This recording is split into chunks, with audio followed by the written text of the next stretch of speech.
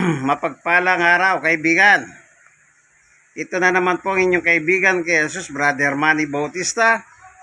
Narito tayo ngayon sa tahanan ni Kuya Ngador, dating chairman, dating kagawad, dating chairman ng kanilang barangay, Barangay 94, Zone 8, District 1, Tondo, Manila.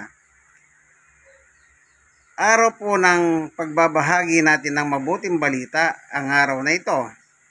Kaya ting araw ng Sabado ng ganitong oras, ako po'y pumapasyal sa kanya upang magdala ng mabuting balita na nakasulat po sa Biblia. Ang dala ko po ngayon ay Poimen Bible. Ayan. No? Ayan. Okay, tignan muna natin ha. Baka sabihin nyo wala tayong kasama. Meron po. Ayan, si Kuya Ngador. 71 years old na po siya. Tama, Kuya Ngador? 71 ano? 70. 70. Sarado. 70. Nag-birthday lang nung nakaraan. 2 linggo na po yung nakakaraan. Kaya, tayo po ngayon ay mag-aaral ng biblical teaching.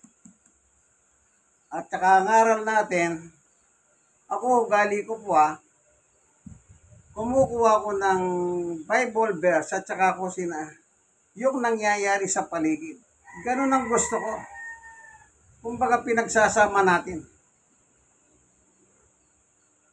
na merong ebidensya. Ayan. Para wala hindi nila tayo pwedeng kasuhan ng libel case. Alam niyo yung mga tao, makanti mo lang ng konti, nagdidimanda. O naalala niyo yung isang senador na natalo? Dahil talagang binuhos niya yung kanyang commercial Binuhos niya. Malaking pera yun natalo. Aba, pandang ulit, sabi niya, didimanda ko yung mga naninira sa akin sa social media. Kumuha siya ng abogado, yung magaling pa. Yung mga sikat na pamilyang abogado. Pero siguro, meron nakapagbulong sa kanya, pare, wag mo nang gawin yan. Kasi yung karera mo masisira dyan. Kaya wala nang nabalitahan pa na nag-prosper yung kanyang barak na pagdemanda sa mga nangritiko sa kanya before election. Kasi hindi siya nanalo. Pero malaking pera binitawan po sa television. Yung commercial, pag-ending-ending pa Ewan ko, ba't hindi na siya naboto, Yan. Kahit naman marinig ito sinasabi ko, totoo yun, nasa news yun Yun ang ibig ko sabihin. Hindi tayo pwedeng, kakasuhan ko ng ito, libel. Yun nga sinasabi, putik-purot lang, nagla-libel kagad. Tumatakbo sa hukuman, sa mga investigador, NBI, pulis, kung ano man yung otoridad. Ngayon, ang Biblia po ay ginagamit para tayo turuan. Ano pa? Para tayo ituwid. Hindi para tayo saktan. Yung iba kasi ang pakiramdam nila, sinisiraan kami niyan Hindi. Hanggat gumagamit tayo ng Biblia, walang paninira yan. At gumagamit tayo ng national news, walang paninira dyan. Tandaan nyo po, ang Biblia po, ang role ng Biblia, ituwid tayo. Kasi nga, hindi nga tayo matuwid sa Biblia. Kung Biblia pagbabatayan, wala po tayong, di mo pwede sabihin wala kang kasalanan. Lalabas, sumasalangsang ka sa salita ng Diyos. Diyos ang may sabi, may kasalanan ka Tapos sasabihin mo wala kang kasalanan? Paano yan? Di mas magaling ka pa sa Diyos.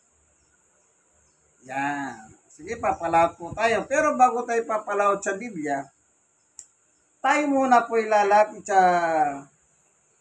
luklukan ng biyaya ng Diyos upang siya po ang tumulong sa atin. Kasi po, salita niya ang ating pinapaksa. Panginoon Diyos, aming Ama, na makapangyarihan sa lahat. Minsan pa, samahan po kami sa aming pagbubulay ng iyong ebanghelyo. Ang iyong ebanghelyo ay makapangyarihan. Sabi nga ni Apostol Pablo, hindi ko ikinahiya ang ebanghelyo ng Panginoon Diyos sapagkat itong kapangyarihan sa bawat sumasampalataya. Ako man po, hindi ko ikinahiya ang iyong ebanghelyo. Kaya patnubayan mo kami ngayon, samahan mo kami, gabayan mo kami, para kami po ay matuto at higit sa lahat, mabusog kami sa aming pagkain pang kaluluwa. Salamat po sa iyo pong walang hanggang kapurihan at pasalamat sa ngalan ni Jesus. Amen. Ang Bible po, kaya nga sabi ko, tingnan natin ano. Kapag sinabi mong wala kang kasalanan, eto, babasahin ko, baka akala nyo po walang ebidensya. Meron. Sa unang 1, tingnan po natin ang nakasulat. Sa 1:8. Kung sinasabi natin tayo walang kasalanan, dinadaya natin ang ating sarili at wala sa atin ang katotohanan. Verse 10. Kung sinasabi natin hindi tayo nagkasala, ginagawa natin sinungaling ang Diyos at wala sa atin ang kanyang salita. Mas maliwanag na po dito. Kapag ang isang tao nagsabi wala siyang kasalanan, ginagawa mo sinungaling ang Diyos. At ano pa? Wala kang salita ng Diyos. Sa Biblia po, ang sinabi ni Jesus, si Satanas walang salita ng Diyos. Tingnan nyo po ang category, ang likas na kalagayan ni Satanas o ang kanyang nature. Ano po nakalagay, sabi ni Jesus, dito sa 1:8. Tingnan nyo po ano. Dito sa 44. At sabi ng ating Panginoong Yesus, ang diablo ang inyong ama. Meron siyang pinatutungkulan, anak ni Satanas. Ang diablo ang inyong ama. Ang gusto ninyong gawin ay kung ano ang gusto niya. Sa simula pa lang ay mamamatay tao na siya. Si Satanas. Hindi siya pumapanig sa katotohanan o salita ng Diyos kailanman. Sapagkat walang puwang sa kanya ang salita ng Diyos o ang katotohanan kapag nagsasalita siya ng kasinungalingan, nagsasalita siya ayon sa kanyang kalikasan sapagkat siya sinungaling at siya ang ama ng kasinungalingan. Ano daw si Satanas ayon sa Panginoong Yesus? Walang salita ang Diyos sa kanya. Yun din po yung sinulat ni Juan. Kapag sinabi mong wala kang kasalanan, wala kang pinagkaiba kay Satanas. Magkatulad kayo, kanya lang ikaw tao kasi Satanas. Hindi mo siya nakikita pero ikaw nakikita kanya. Kahit tayo mo kay Satanas, ang konteksto ay kay Satanas ka pa rin. Kasi sabi ni Jesus, ang ama ninyo ay si Satanas. Oh, ano ba? Sige, eto, nakalagay. Baka sabihin ninyo, 44 ng 1:8. Ang diablo ang inyong ama. Maliwanag, specific ang sinabi ni Jesus. Absolutely. Si Satanas ang inyong ama. Bakit po sinabi ni Jesus ito? Sa kanyang mga kausap, sa kanyang panahon. Kasi po, sa 43, bakit di naman ninyo maunawa na sinasabi ko? Hindi ba't ito ang dahil sa hayo ninyong tanggapin ang itinuturo ko? Yung mga sinabihan ni Jesus na anak ni Satanas, yung ayaw tumanggap sa turo ni Jesus.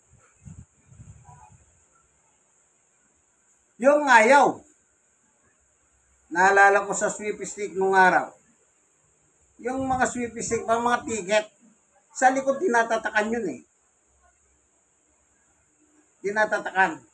Dito sa Manila, mayroong pantatak dito na tagumpay. Ewan ko kung nakita mo na yung mga yung mga ticket nung araw. Ang sabi, ang umayaw, hindi nagtatagumpay. Kaya ang tatak niya, tagumpay. Kita nyo po? Ibig sabihin, pag hindi ka bumibili ng ticket, hindi ka yayaman. Hindi ka magtatagumpay. Eh bakit ko sinabi hindi ka yayaman? Eh ano ba binibigay ng ticket? Hindi ba pagyaman? O sweepy stick, ang laki na ngayon taya ng sweepy stick. Nasimula sa konti, ngayon nga, 20. Isang taya, 20. Pero naman, milyon naman ang pinag-uusapan. Nagsisimula sa 3 milyon. O, tumaya kang 20, pag tumama ka, meron kang 3 milyon. O, tanggalin na yung mga iba. May tinatanggal pa dyan eh. Hindi mo naman makukuha ang buo yung 3 milyon. Meron mga percentage doon na nakaakibat para sa charity. Tatanggalin yun. The rest, mapupunta sa iyo. Kung tatama ka sa loto. Ay, yan ang sweepy stick ngayon, loto. Kaya sabi ng Biblia, maliwanag. Si Satanas, wala ang salita ng Diyos sa kanya. Ang nature niya, magsinungaling. Ngayon ang nakikita natin sa mga politiko ngayon. Ang sabi naman ng tao, pera-pera lang ang labanan ngayon dito. Wala na, yung ba salitang ako, maninindigan ako. By hook or by crook. Kahit patayin na nila ako. Wala nang ganyan ngayon. Kita nyo mga politiko, kanino sila panig? Sa ganito. The next election, kanino sila papanig? Kung sino yung nananalo. Kaya ang tawag po sa kanila, butterfly. Kung sino yung nakaupo sa seat of power sa Malacanang, adyan ako. Kahit na ginasus ko laman yan, nung araw yan. Eh dahil nanalo, ay dito ako. Siyempre, budget. May sweldo na, may budget pa. Di po ba? Meron pang komisyon. Yun ang malupit, komisyon. Ngayon, nagbabala ang presidente si Bongbong. Dahil umulan, nagiba yung mga tulay, nagiba yung mga kalsada. Napagalaman pala, yung contractor, yung kongresista rin mismo.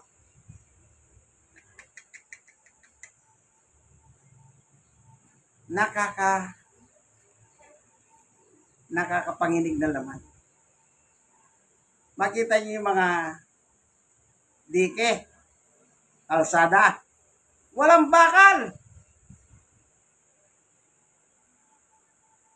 Puro buwangin. Puro lupa.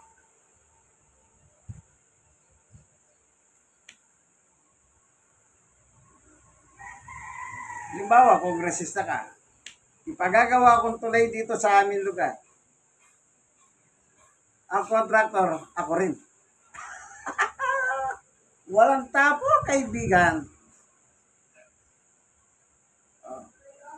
Kukupit siya ng 20% komisyon. Meron ng 80% na lang ang natira. Yun ang kanyang gagamitin sa negosyo niya. Natural, nagdi-negosyo yun. Kailangan niyang kumita. Anong mangyayari sa tulay? Isang bagyo lang. Yan po ang nakakatakot ngayon na binulga. Kanya lang ang sabi ni PBBM, wala siyang sasampuin. Ang problema, totoo kaya yon? Baka salita lang, yabang lang sa zona. Di ba? Eh kung talagang wala sasampuin si Pulong lang na anak ni Duterte. Na si Duterte yung presidente, ang pondo niya, alam niyo ba kung magkano? Pinakamalaki po siya sa lahat ng kongresista. 51 million. O saan niya nilagay yun?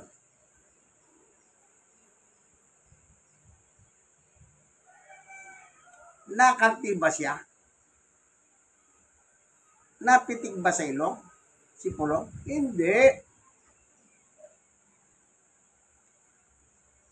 Ah, Kaya sabi ko, totoo ba yung sinabi ni Bongbong Marcos na wala siyang tinanong siya? Paano kung kapartido mo? Walang parti-partido.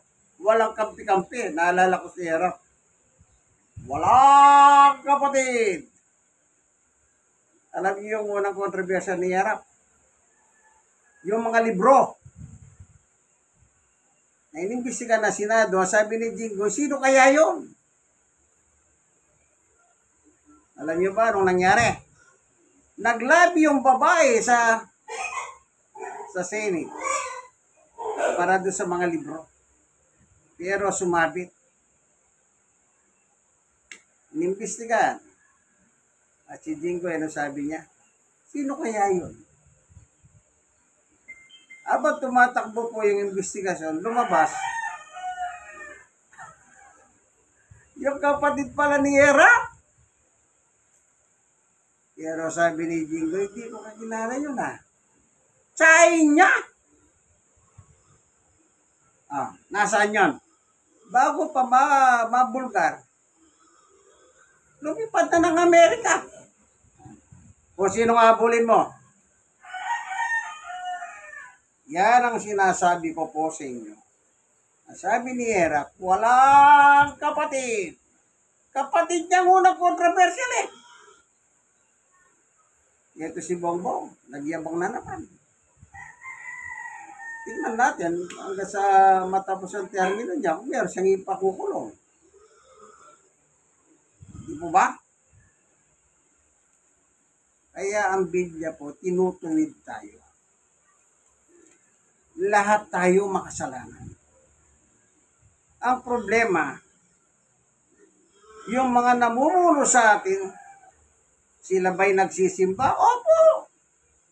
Sila ba'y nagdadasal sa Diyos? Nagdadasal. Sila ba'y nangungurap? Opo, siyempre. Sino bang walang kurap?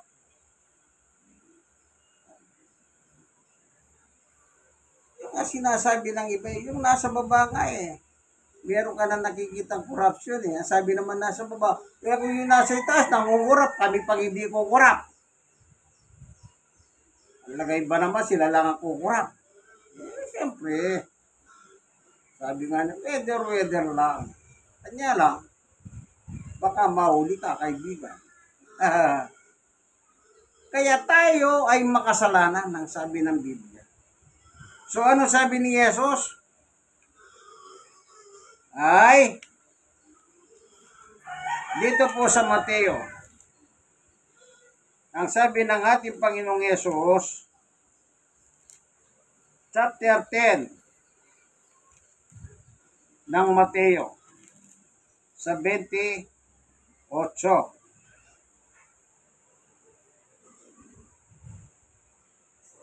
Sabi niya, huwag ninyong katakutan ang pumapatay ng katawan, ngunit hindi naman nakakapatay ng kaluluwa. Sa halip, ang katakutan ninyo ang Diyos, na may kakayahang pumuksa ng katawan at kaluluwa sa impyerno. Anong sabi ng ating Panginoong Yesus? Matakot ka sa Diyos. Kaya sabi ko sa inyo kanina, yan bang mga nakahupo, nangungurap na yan, nagsisimba ba o hindi? Nagsisimba. Kung minsan nakikita mo nga sa telebisyon nagbibigay pa sila doon sa simbahan naka-video.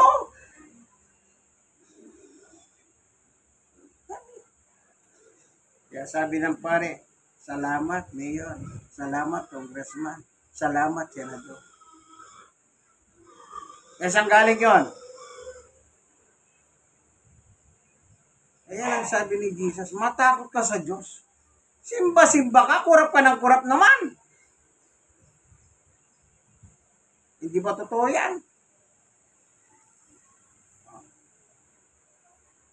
Alam niyo po sa buhay natin ito, lahat ng ginawa natin, pananagutan natin sa Diyos. Kung dito po, na-absuel po kayo, pagdating sa Diyos, wala kayong absuelto. Eh dito lang eh, pagka kaya mo tapalan ng korte, tapalan mo, wala ka ng kaso. Wala ka ng kaso. Lilinisin ang kaloob-looban mo. Kahit siyang damak mo na ebidensya, pag sinabi ng korte, absuelto. Absuelto. Korte yun eh. Yun ang batas sa atin.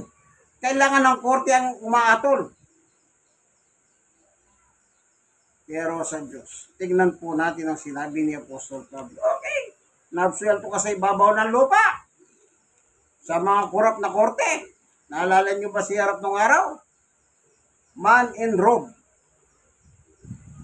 Kurap, sabi niya. Eh, sino yung man in robe? Hindi ba mga judge? Pag sinuot na nila yung kanilang damit na parang Batman, sinusuot na po nila ang kanilang kapangyarihan. Pag sinabi kang makukulong ka, pag sinabi niyang mabibitay ka, makukulong ka. Diba? Pero pag sinabi niyang, ay, walang kasalanan yan, kahit na nakaroon pa yan, wala kang kasalanan, kaibigan. Kahit may ebidensya. Lahat naman pananagutan po natin yan. Akala niyo po ba makakaligtas tayo sa Diyos? Kung dito, pag natakasan natin ang kasalanan, anong sabi ng Biblia? Ganito po nakasulat sa Biblia. Tignan natin ano ang nakasulat. Ayon kay Apostol Pablo,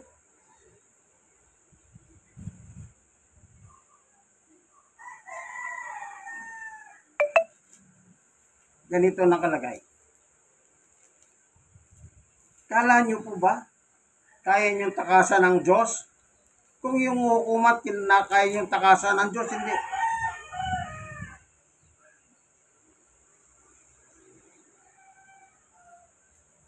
Ito. 2 Korinto chapter 5 verse 10. Sapagkat lahat tayo haharap sa hukuman ni Kristo at tatanggap ng nararapat ayon sa ating mga ginawa, mabuti o masama, nang nabubuhay pa sa katawang ito. Aban nabubuhay tayo, lahat ng ginawa natin, masama't mabuti, sabi ni Pablo, haharap tayo sa korte ni Kristo. Doon makakaligtas ka ba ron? Yung korte dito, tinapalan mo, wala problema. Kasalanan mo pa rin yan. Yung korte, kasalanan pa rin yan. Pagdating sa Diyos, dyan nyo. Nasa inyo po yan. Kaya nga sinasabi ko, bumabatay tayo sa Biblia at saka sa nangyayari sa ating paligid. Di ba totoo yan? Sabi nga ng taong bayan, alabanan lang kayo, pera-pera lang yan. Totoo ba? Nakikita pong ebidensya. Wala na po tayong magagawa. Tayong mga nasa ibaba, tayo po yung pinakakawawa. Yung pera natin ninanakaw nila. Yung inilagay natin. Yan ang masakit eh. Nang eleksyon, nag-apply sila ng trabaho. Binigyan natin ng trabaho. Nang magkaroon ng trabaho, yung binabayad naman natin buwis, ninanakaw nila. Pag sinabi ko wala kang kasalanan, wala silang kasalanan, wala naman tayong magawa. Di po ba? Wala tayong magawa. Bakit? Kaya nga may konstitusyon eh. Kung ano sinabi ng batas, dapat sundin natin. Ayon sa konstitusyon. Masama man ang loob natin, wala tayong magawa. Kaya yung iba, namamatay sa sama ng loob. Salamat po, Panginoon Diyos, sa iyong pagtuturo sa amin. Tinutuwid mo po kami. Salamat. Nagtsatsaga ka po sa amin at turuan kami ng mga tao na sana matuto kami naman. Salamat po sa ngalan ng aming Panginoong Yesus sa iyong walang hanggang kapurihan at katwiran sa ngalan ni Yesus. Amen. Kayo pong mga nanonood ng video, hindi po paninira ito. Kung tinatamaan kayo, salamat tinatamaan kayo, nasasaktan kayo. May pagkakataon pa kayong para magbago. Hindi pa huli. Hanggat buhay tayo, hindi pa huli. Pagpatay ka na, yun ang huli. Tandaan niyo po, pagpatay na tayo, nonsense na po ang lahat ng gagawin niyo. Sige po, hanggang dito na lamang. Inyong kaibigan, Jesus, Brother Manny Bautista. God bless us all. Bye-bye!